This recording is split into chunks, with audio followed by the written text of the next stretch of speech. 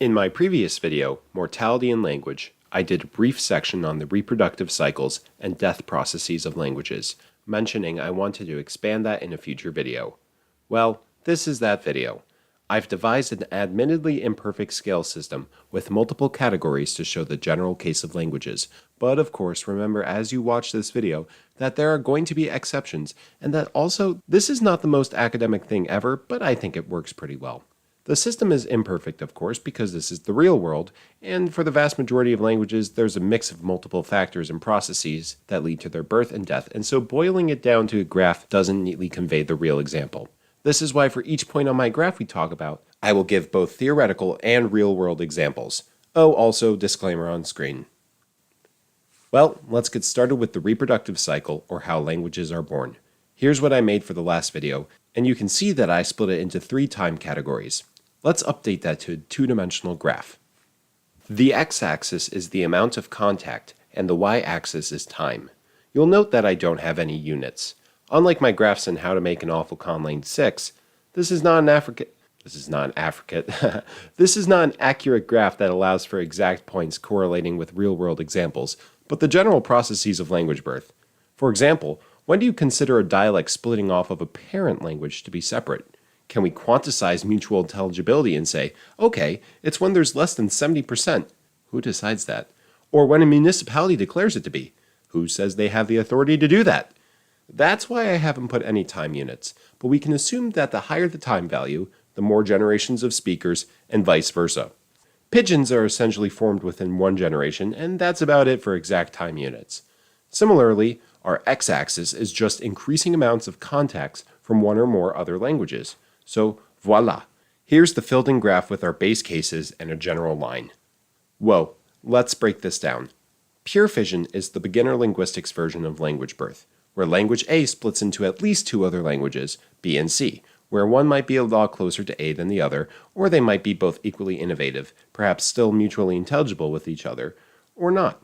This doesn't include when language A only changes to language B in an isolated environment, like Old English to Modern English, but if it had absolutely no outside influence. You can't really decide when that becomes a new language, so ignore that. So, how does pure fission happen? Basically, islands and other extremely isolated areas where one group of a language's speakers migrates there and doesn't have contact with other languages until it is distinguishable from its parent language and sister languages. Sentinelese is a language spoken by the Sentinelese people, who are classified as an uncontacted tribe, and as such we know essentially nothing about the language, other than that it is probably an Ungan language. At some point in the past, members of a common ancestor would have migrated to North Sentinel Island. Without contact, the language has slowly evolved on its own to the point that Ungans who have attempted to communicate with the tribe have reported being unable to understand, but being able to see similarities between their tribes. Here on the graph in impure fission is where many oceanic languages such as Old Rapa Nui and Koshayan and many more are located, as well as other non-oceanic hyper-isolated languages like Guanche, which all formed through fission but had very sporadic contact with other peoples in the pre-colonial era. This is the more real form of pure fission, where the language is geographically isolated from other languages and becomes mutually unintelligible from related languages over a long time, but with very occasional contact from others. The indigenous languages of the Canary Islands include, but are not limited to, Guanche, as Guanche originally only referred to the inhabitants of Tenerife, who were the most known of the peoples. They were related to the Berber languages, likely having split off from a common ancestor language somewhere between 2,000 and 3,000 years ago, but we don't really know. It's known that the Carthaginians likely visited the islands, and the Romans conducted trade with the indigenous peoples, and sporadic contact with the Mauritanians and Arabs was also highly likely before Spanish and Portuguese contact when the languages died. Don't worry, we'll get back to the death of Guanche. Regardless, the languages were born out of isolation and divergence. Koshayan, an isolated Micronesian language spoken on an island group in the east of the Federated States of Micronesia, is most closely related to the other Micronesian languages and somehow to Nauruan. But it's different than Guanche in that Koshayan was the language of the people who stayed behind, as it seems that the other Micronesian languages were from the people who left the island and sailed westwards, leaving Koshayan to develop as its own primary branch of the Micronesian family. Next is isolated fission with related neighbors. Imagine language A exists in a really isolated area and doesn't have much contact with other language families. Over time, language A splits into language B and language C, which are similarly isolated but maintain sporadic contact with each other. This occurs with isolated archipelagos, polar regions, and similarly desolate areas. Since I already talked about the Andaman Islands, let's go to the Canadian Arctic and zoom in on the Inuit languages. From west to east, the subgroups are Inupiaq, Inuvialuktun, Inuktitut, and Greenlandic. The Canadian Arctic is pretty damn empty. Prior to European colonization, many of the northern Inuit lived in small isolated villages with only sporadic contact on trade or hunting trips with other Inuit groups, whereas those in more southern regions would have had sporadic contact with non-Inuit peoples. Looking today at the Canadian Inuit languages, they seem to be more of a dialect continuum from Inuvialuktun languages like Inuniaktun to the varieties of Inuktitut like Kikutoknigiani, the language of southern Baffin Island, including Iqaluit, which is the capital of Nunavut, Itutiut, the Inuit language of northern Labrador, and Nunavimiututut, spoken in northern Quebec. These are different languages, but the Canadian government probably just gets confused by the agglutination and lumps them all together. So even though the Inuit have lived in the region for a millennium, Inuvialuktun and the Inuktitut languages, even though they're super isolated, have been influencing each other just enough to notably slow down that language birth process. I could also mention Kalaallisut, which was similarly isolated from other languages but also had contact with Greenlandic Norse and Danish, which could lead us right into the next category, but let's switch to a different language family. So, occurring slightly faster but with about the same amount of contact is isolated fission with non-related neighbors. With these, an isolated language A might be splitting into language B and C, but also a completely unrelated isolated language alpha is in contact with languages B and C. Due to the differences in phonology and grammar and lexicon, those influences are going to spread into the splitting language A, fastening that fission process. Let's go to eastern Siberia. Nivk is a small language family that was historically spoken in the Amur region and on Sakhalin Island.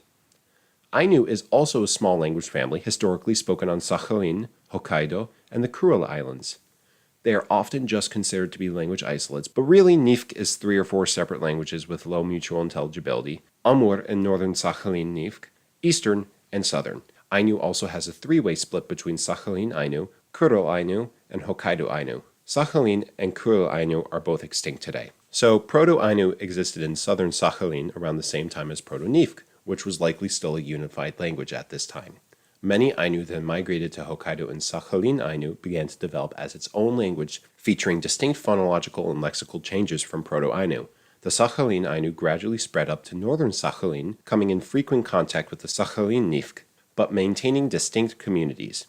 This is a very remote and isolated part of the world, even today, with long inhospitable winters and poor agricultural land, so the populations always remain small. Now, Michael Fortescue, 2016, states that Amur, Eastern, and Southern Nivk have low mutual intelligibility with each other, and he constitutes them as different languages, and I'm going to trust him over myself. This process has been occurring for hundreds and hundreds of years, and I believe the Nivk languages and Sakhalin Ainu were remote enough to just slowly diverge from each other, but that contact from the other language family was enough to speed up that process and make Sakhalin Ainu a distinct language, and the Sakhalin Nivk languages distinct as well. Nivk and Ainu have a very similar and sad history, so it's nice that I get to talk about them in the birth section of the video instead of the upcoming death section. Now we're starting to decrease the time that it takes to form a language considerably, with non-isolated fission with related neighbors. So languages in this category are in heavily populated areas and are getting frequent contact with other related languages, which makes defining when exactly they become a language difficult, but oh well.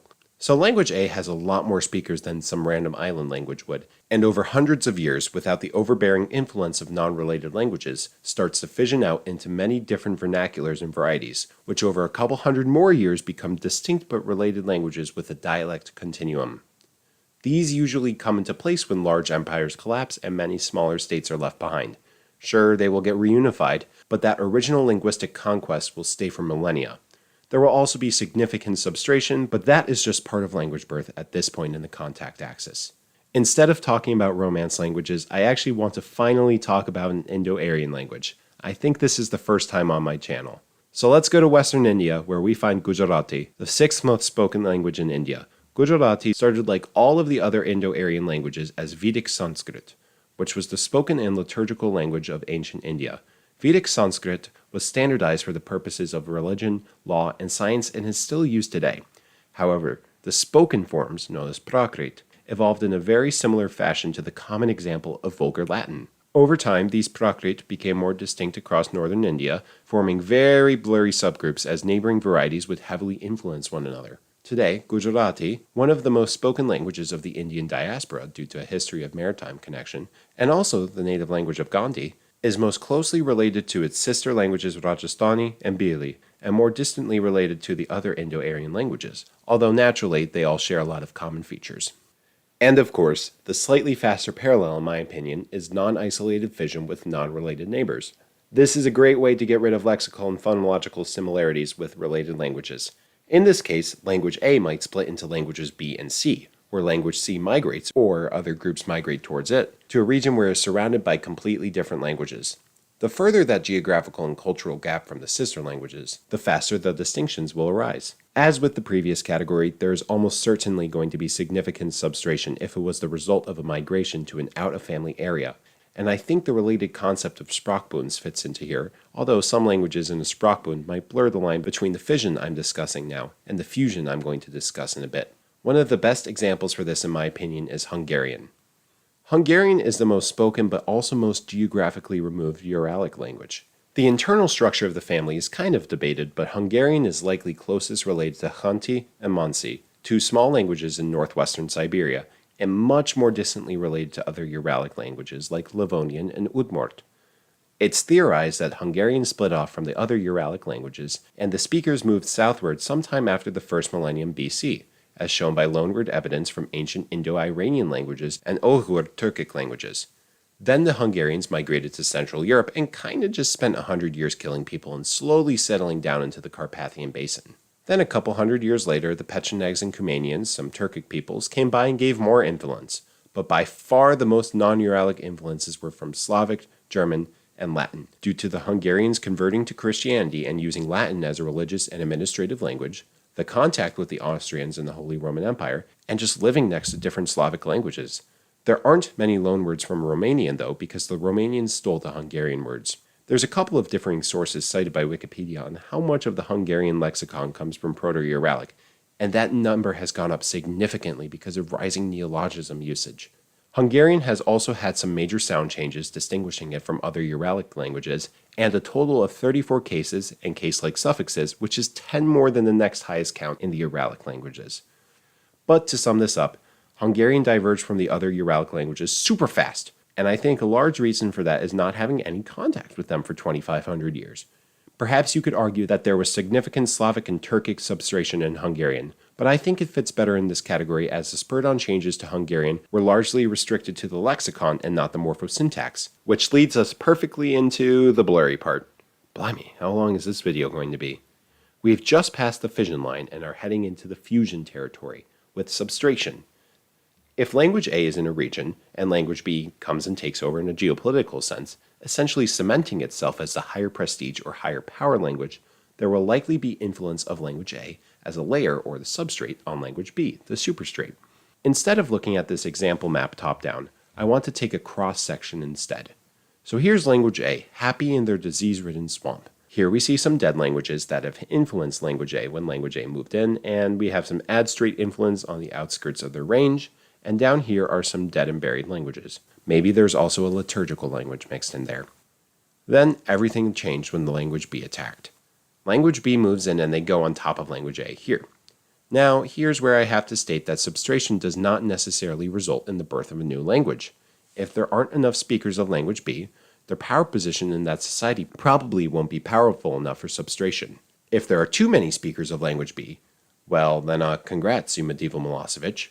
But if there are just enough speakers of language B to maintain their social power and not overwhelm the language A speakers, then you can get significant loaning of vocabulary, semantic concepts, phonological processes, names, basically everything that's part of language, even writing systems, over a period of a couple hundred years depending on the population sizes involved.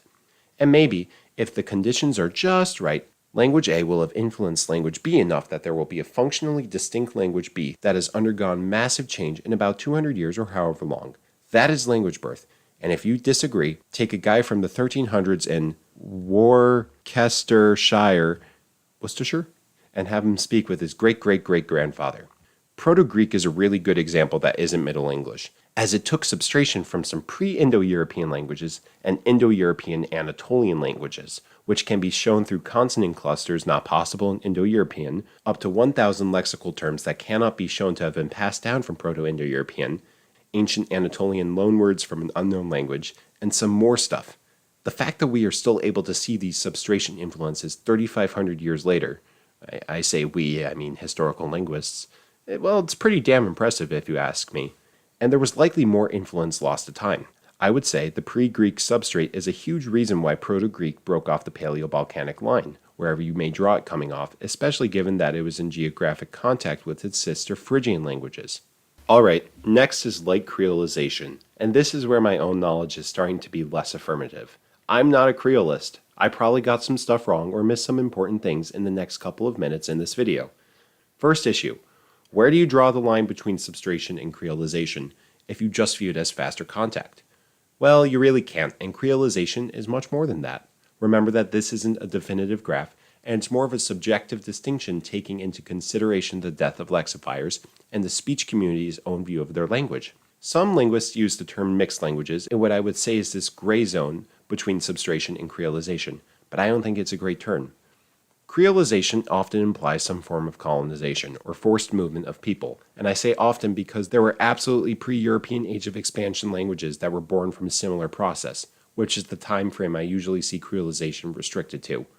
The other major differences are that the speakers of language A are pretty much forced to learn language B in the span of a generation, resulting in the pidgin language, which will be in a few minutes, give me a bit, that there's a very small geographic area or community that the Creole is restricted to, that the vast majority of language B speakers are going to have no contact whatsoever with language A, and as such, language B isn't the one that's changing, like with substration, but the other way around. If it's a colonization or slavery scenario, there's also likely going to be different ethno-linguistic groups who are undergoing that creolization together. Multiple substrata, one can say. If there aren't multiple substrata, then I would call that light creolization. Creolization usually involves the initial simplification of the superstrate or lexifier's morphosyntax as part of the pidginization process combining with substrate grammar and heavy loaning of the lexicon before speakers teach their children and the language is passed down and gains internal stability and innovation. This will take a few generations to fully achieve the biological properties of language life, as discussed in Mortality in Language. Heavy creolization happens within only a couple of generations as the language becomes stable and the community passes it down to children who actively use it. These require heavy amounts of contact from multiple languages, and I would say as such they are born slightly faster. Instead of just some speakers of language A undergoing creolization, you might have speakers of 3 or 4 languages all undergoing the same creolization process at the same time due to slave trades or from already being in a linguistically diverse area. I have 2 real-world examples, but there have been hundreds of Creole languages. First, Palenquero. Palenquero is the only surviving Spanish-based Creole in South America and was formed when slaves escaped and set up their own society in northern Colombia. Today, it's spoken by a few thousand people in the San Basilio de Palenque, with a thriving and revitalizing speech community. Palenquero lacks inflectional morphology and grammatical gender, uses some Kikongo-based vocabulary terms and particles, and interestingly has 4 copulas. But most importantly, Palenquero is continuing to evolve on its own, and the revitalization efforts of the past 50 years have spurred so much linguistic growth to the point that older speakers who still feel the stigma of the language disagree with younger speakers on whether to use a Spanish word or a neologism from Old Palenquero and the scope of some particles. And to my friends from school who are watching this, yeah, woo, sociolinguistics, you knew I was going to do this. The birth of Palenquero was quick, maybe 50 years, because it emerged from the pidginization of African languages, with Spanish before becoming its own vibrant speech community as the speakers escaped chattel slavery, which is just, human trafficking and death camps. The other example I have are the Chavacano varieties of Pilipinas, which also arose due to Spanish colonization.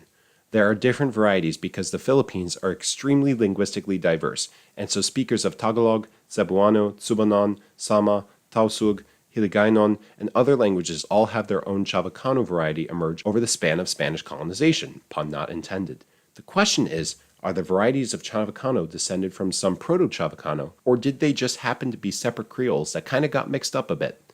My guess is on the latter. Well, now let's talk about the stage before Creoles, which form in the shortest amount of time with the most contact, pidgin languages. These can form within a couple of years, and when I say more contact, I don't necessarily mean more languages in contact, but the rate and amount that speakers of different languages are in contact with each other.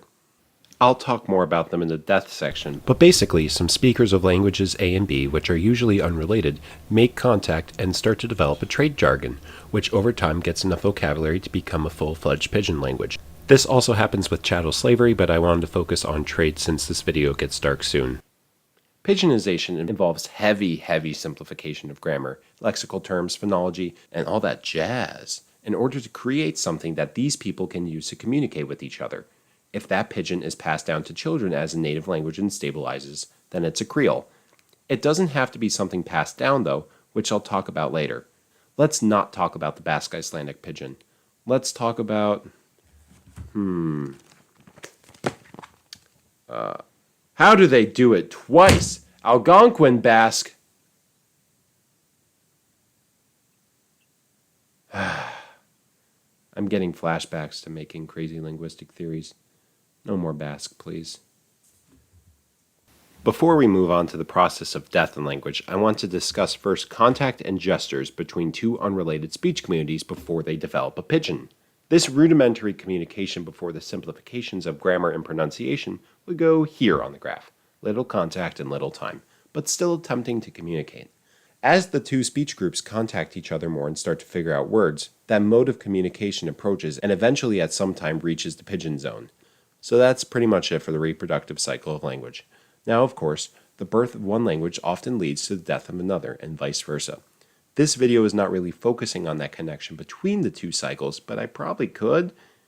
Alright, we're going to take an intermission before the death cycles of language. Please enjoy this picture of my cat Gary while you give your brain a break. Ready? Let's talk about how languages die. I don't have one graph, I have three. Okay, so in my table in mortality in language, I break it down into fission over a long time, shift over a medium time, and cessation over a short time. The issue is you can't really string these together neatly like you could for the reproductive cycle. This is a two-axis graph where the y-axis is again time, and the x-axis is meddling, or how much the language's existence is being interfered with by speakers of other languages. Here's the three categories on one shared graph. Time plays an aspect in each, but I really think that they are separate types of death and should be treated as such. We have a graph for fission, shift, which I have retitled destruction, and cessation. And understand in the real world, languages die from a mix of these categories. Again, this is mostly theory for the purposes of neat aesthetic viewing and conversation. Just as how languages can be born through fission, that original ancestor language often dies alongside or after that process is complete. That's not always the case though. For example, Afrikaans was born out of a non-isolated fission with both related and non-related neighbors, but that process clearly didn't kill Dutch, alas. If all the speakers of language A leave an island, and half become language B and half become language C, then language A is dead. This is fission by the self. It's our most cardinal case with basically no meddling from other languages and our daughter languages diverging over a long time until they are mutually unintelligible and clearly different languages. In the theoretical version of this, it takes a long time for language A to die. This is ignoring sociolinguistics and endonyms and all that jazz. Earlier, we talked about Sentinelese and how yes, it's technically unclassified but presumed to be an Ungan language. Proto-Ungan is a dead language now. It was probably spoken somewhere in the southern Andaman Islands, where the Ungan languages were spoken.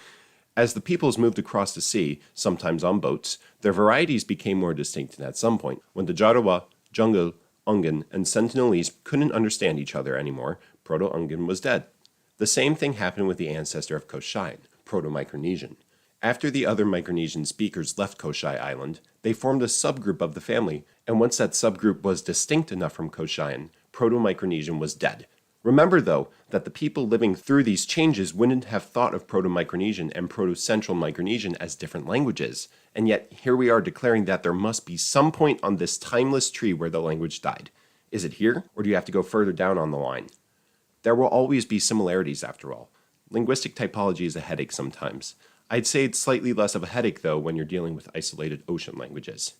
Of course, the truth is most languages are not that geographically isolated from each other and come into contact with their neighbors. This is fission with related neighbors. I believe if those neighbors are closely related people, there's less meddling as there's more cultural and linguistic similarities, and it will take longer for the original shared language to die. This is how a lot of dialect continuums worked prior to standardization. Let's talk about Danish. Prior to the 16th century, you could argue that Danish was dying, as it was a continuum of related dialects from Scania to Schleswig. If there had been no Protestant Reformation and language standardization, would Jutlandic continue to slowly diverge further until it was recognized as a different language by other Danish speakers in Scania and Zeeland and Fyn? My guess is probably, and when all the dialects all became different enough that the people themselves viewed them as different languages, then Danish would be dead. But for a more historical example, when would you say that Vulgar Latin stopped being Vulgar Latin? When did it die? The languages that were splitting off were and still are next to each other and have been influencing each other ever since, and it is pretty damn clear that Italian is a different language than French. Well, remember with fission with related neighbors, you're going to get a dialect continuum. Prior to standardization, these continuums were more pronounced. It's sample time! How many languages do you pass through on a trip from Paris to Rome? French and Italian. But Vulgar Latin fissioned out on that route into Francian, Burgundian, Arpiton, Franco-Provençal, Piedmontese, Ligurian, Emilian, Tuscan, and then Rome's dialect, which I don't know what to call. Vulgar Latin is dead because it fizzed out into a continuum of like neighbors, and the death of these varieties or dialect continuum languages that are dying is going to be discussed in the destruction section. This same thing happened with Proto-West Germanic and for Old Chinese and many other languages. Lastly, for the fission category is fission with non-related neighbors. This process happens slightly faster because of increased contact with non-related languages. A great example of this is the death of the Oghuz language, as it split into Turkish, Azerbaijani, Turkmen, Qashqai, and others. Oghuz was last spoken as a unified language in the period of 750 to 1000 AD, when the Oghuz Turks lived around the eastern Caspian and Aral seas after migrating from the Altai Mountains. Now watch this Turkic montage to see how they all got there.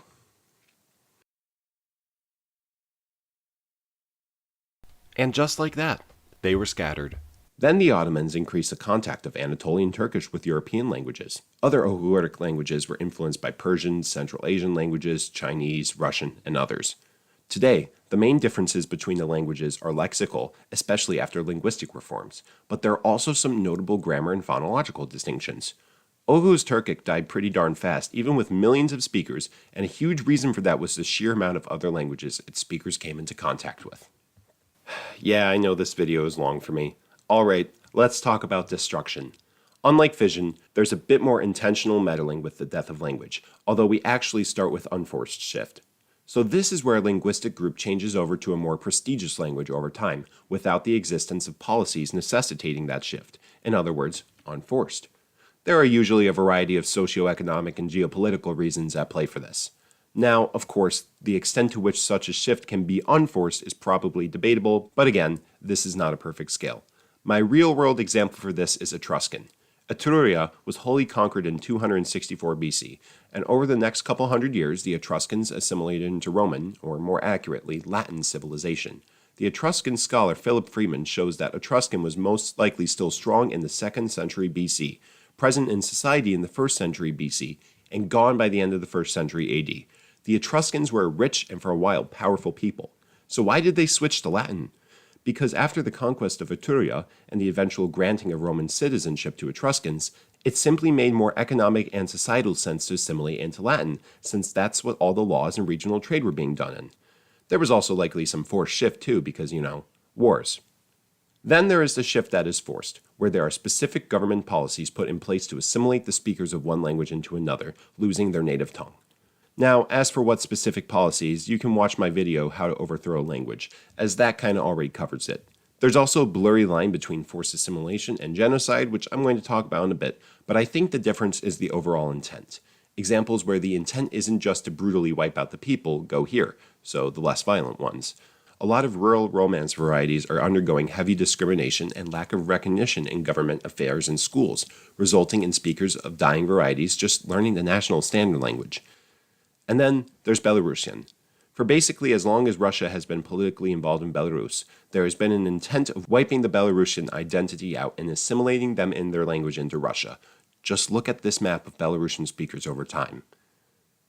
It's directly a consequence of Russian and later Lukashenko policies supporting the use of Russian and ignoring Belarusian cultural identities and language. That's the definition of forced shift. Okay, so this next part is about genocide. So I just want to state I'm not going to be showing any graphic images, but will be discussing those genocides from a historical and linguistic perspective. If that's going to make you uncomfortable, skip to the time on screen.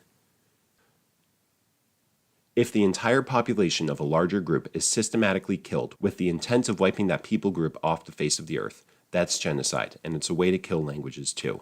The larger the population, the longer it will take, generally. Circassia was an internationally recognized nation in the northern Caucasus, made up of 12 historical provinces roughly corresponding to 20 tribes. Russia murdered and deported anywhere from 80 to 97% of all Circassians in the early and mid 1800s. Only 9 of the tribes still really exist today, and the vast majority of Circassians live in other countries, notably Turkey. Reading Russian reports from the time shows the glee in which the officers and soldiers took in killing. So, naturally, it should come as no surprise that the Uzbek language is extinct today, after withering away in Turkey for a couple generations after the genocide.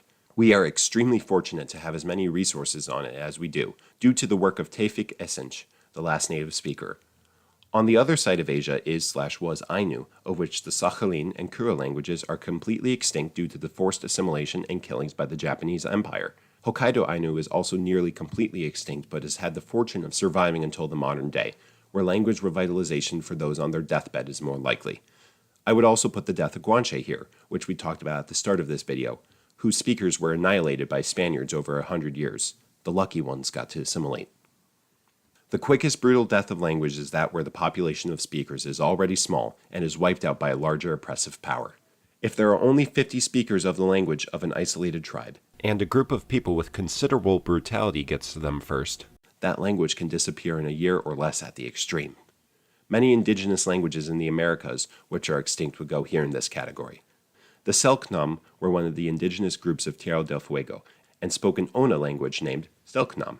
There were 4,000 of them in the 1880s, and about 150 years later, the Selknam were systematically rounded up, murdered, raped, sold to anthropologists, and wiped of their identity by ranchers and a private army leader named Julius Popper, a Jewish Romanian Argentinian who was essentially a conquistador, creating his own army and currency whilst conquering Tierra del Fuego and annihilating the people.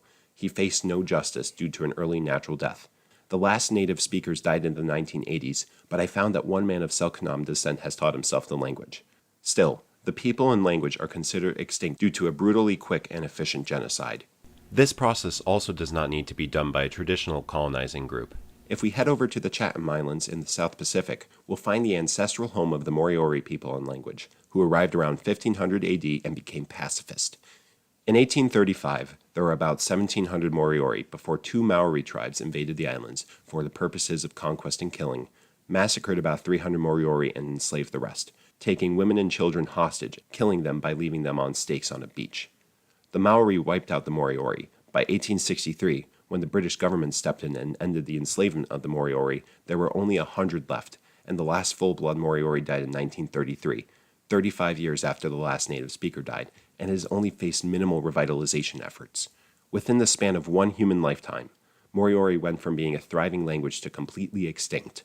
The death of a language in one generation due to a systematic, unnecessary, and cruel genocide.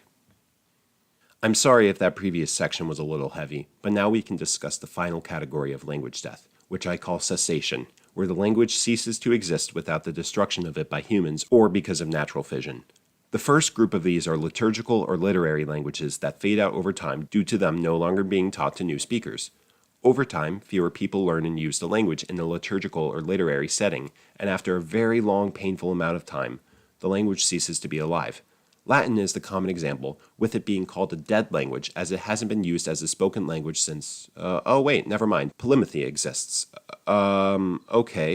Sumerian. And yes, I know there are internet nerds who are learning and using it, and there's probably a child speaking contemporary Sumerian, but ignore that. Sumerian was effectively extinct by the collapse of the third dynasty of Ur, which ceased to exist around 2000 BC, although Woods 2006 states that Sumerian could have remained as a spoken language until around 1700 BC, as bilingual Sumerian-Akkadian texts are known to exist. Due to its influence as being the original cuneiform language, Sumerian remained in minor use by the Assyrians and Babylonians as a literary, scientific, and liturgical language for documenting the Sumerian religion until as late as the 1st century AD. A language that is going down the same path is Coptic, the descendant of the ancient Egyptian language. Coptic, which was actually many varieties, ceased to be used as a literary language in Egypt by the 14th century and was completely supplanted by Egyptian Arabic varieties and as a spoken language at the very latest around 1800. However, Coptic, which uses the Coptic alphabet, continues to be used in daily liturgical settings by priests in the Coptic Orthodox and Catholic churches. Combined, however, these two churches only have about 4 million adherents, according to Pew Research, the vast majority of whom are not priests, and the religion has been facing increased persecution and attacks since the 2011 Egyptian Revolution. Although I can't predict the future, someday every language will die, and I think Coptic's time will come within a century or two due to demographic shift and climate change horribly affecting Egypt. Penultimate on this graph is pigeon death. This one is pretty simple.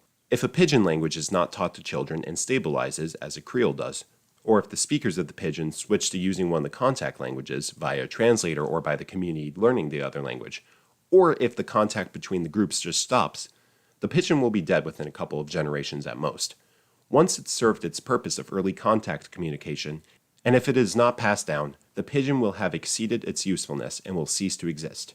First up is the infamous Basque Icelandic pidgin, which, as you can tell, I wrote this section before I wrote the birth section of pidgin languages because I explicitly said we weren't going to talk about the Basque Icelandic pidgin language. But I guess we are. It was actually a pidgin of Basque and mainland European used by Basque whalers. These Basque whalers operated in the West Fjords region of Iceland, where the pidgin was written down and translated into Icelandic, hence the name. The pidgin was used in the late 16th century and the 17th century and died out after Basque whalers stopped sailing to Iceland, which may or may not have been because of organized revenge killings in 1615 after shipwrecked whalers raided Icelandic villages. Another example of pidgin death is Pidgin Delaware, but I'm going to use the endonym Lenape and call it Lenape pidgin because I think it's less confusing. There are two Lenape languages, Munsi and Unami. When Dutch traders and colonists settled in New Netherland in the early 17th century, they came into extensive contact with the Lenape people and developed a trade pidgin based off of Lenape vocabulary. This pidgin eventually also spread to Swedish and English colonists in the region. Lenape pidgin is actually a really cool language from what we know of it, but what's funny is that many Europeans who learned it thought they were actually learning a Lenape language, and would then be left clueless when the Lenape would either speak Munsi or Unami. Lenape pidgin was probably obsolete in 100 years, as Lenape traders simply learned English or Dutch, and eventually the entire people group was either dead or in American Indian territories. Munsi has 2 native speakers left, but both Lenape languages are undergoing revitalization. And the very last category of language death is disaster. This occurs in the shortest time frame and with little human meddling. This is most likely to happen with small tribal languages or languages that are nearly extinct to begin with. And I've mentioned the 2 main examples of this, Tamboran, which went extinct pretty much right after the entire people group was killed in the Mount Tambora eruption in 1815. Go watch that video if you haven't. And of course, Tuone Odaina, the last speaker of Dalmatian, who was killed in a roadwork explosion. I would also say that plagues go into this category, and some of you might disagree with me on the amount of meddling when it comes to plagues wiping out groups of indigenous people, but it really is something that just happens due to the lack of livestock. Old world people groups who invaded more advanced regions would be decimated by plague as well. It just is what it is, so I'm putting plague here. And I think that's it. Yeah, that was a long video. This was an attempt at devising and explaining a system for the processes of language birth and language death, and I really hope you enjoyed it. I want to thank all my supporters on Patreon for their continued support. If you want to help out the channel in a way other than joining the server, subscribing, and that stuff, consider supporting me on Patreon. So thank you to Agmashwa, Real American Patriot, Albert Jones, Ayu, Babalingua, Andrew, Acorn, Alexis, Talatek, Benny, Cactus Creek, The Gamer Potato, Eden, Elijah, Fatafioka, John Costello, Obfuscable, Pirate, Stein G, The Wub, and Alan. So thank you all for supporting, and thank you guys for waiting for me to finish this video. I know it took me a very long time. I've had a pretty rough year, so I'm honestly happy I got it out in the first place.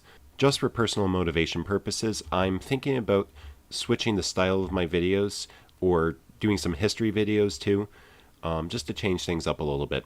So if you guys have any feedback on that, I'd love to hear it in the comment section or on the Discord. And yeah, once again, thank you for watching.